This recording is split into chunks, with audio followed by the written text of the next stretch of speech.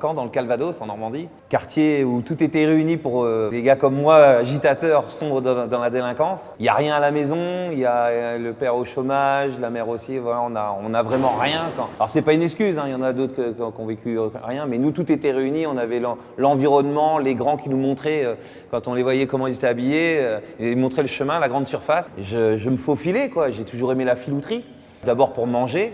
Ensuite, pour m'habiller, ils ont fait l'erreur à Carrefour de mettre les Adidas Nastas. Les Nastas, ouais. Ça s'est fait, les Nastas. Tout le monde disait à Carrefour, il y a les Nastas. On y a été. Et à l'époque, il n'y avait pas les caméras, il n'y avait pas les portiques de sécurité. Donc, il n'y avait que les callbox, les surveillants qui dit qu'il y avait, tu vois. Donc, ils regardaient, ils nous voyaient comment on rentrait et comment on ressortait. C'était des petits trucs comme ça au début. Bon, les jeans, les 501, et puis le centre-ville, les boutiques de luxe, tout ce qui était luxe, tout ça dans le centre-ville. Donc, au début, on fait que l'étalage. Et puis moi, très vite, je me dis que l'étalage, c'est bien, mais ça va pas assez vite. Je m'entraîne sur les supérettes. Je suis gamin, là, hein, je suis jeune. Je m'entraîne sur les supérettes du quartier, la boulangerie, le truc, je m'entraîne et je monte de plus en plus. Et puis là, je descends dans le centre-ville, les boutiques de luxe, les parfumeries, les magasins, tout ça. Et on fait ça, que ce soit la nuit ou le jour, quoi. Même entre midi et deux, quand ils ferment. Les pharmacies, les primeurs, les librairies qui ferment entre midi et deux. Et moi, j'ai des tactiques pour ouvrir très vite.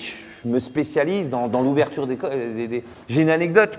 Une nuit, j'avais repéré une nuit dans le centre-ville, il y avait une boutique de luxe. Le rideau de fer, il était un peu en retrait. Ils avaient gardé la vitrine, tu sais. Ouais. Mais dans la vitrine, déjà, il y avait du luxe, c'était du lourd, quoi, tu vois. Ils avaient mis le rideau de fer pour pas qu'on rentre dans le magasin. Et on rentre dans la vitrine tous comme des gremlins, tu vois. Il y avait des piles comme ça. Ils avaient mis une belle pile de, je vais pas dire la marque, mais de très connue, quoi, tu vois. Il y avait un gros blouson, tu sais, mais super cher. Et je vois des gyrophares. Et j'entends les flics, tu vois.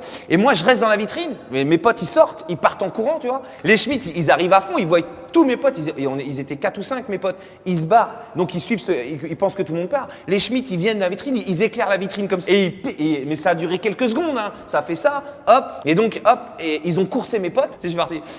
Ça m'a sauvé, tu vois. Mais j'avais plein de petites astuces comme ça, de la filouterie, des trucs d'instinct qui me venaient comme ça, quoi, tu vois. On rentrait dans les surfaces, les moyennes surfaces, sans armes, sans violence, la journée, pendant que les gens faisaient leurs courses, tout ça. Dans les bureaux, tout ça, on cherchait comme des gremlins, c'est pareil, tu vois. On rentrait là-dedans, on jouait au loup avec le personnel. On savait, les grands nous avaient expliqué, tu vois, on savait par expérience. Donc, on jouait au loup avec le personnel, et souvent c'était moi, tu sais, blond, yeux bleus, tout ça, j'arrivais là-dedans, mes potes ils se faisaient repérer dans le magasin, tout.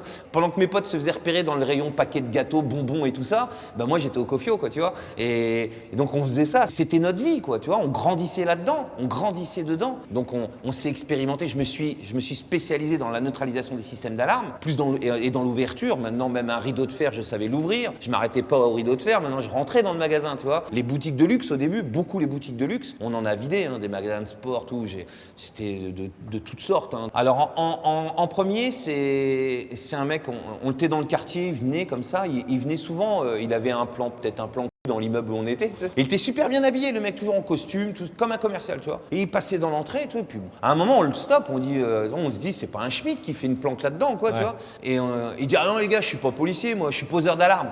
Et je dis t'es poseur.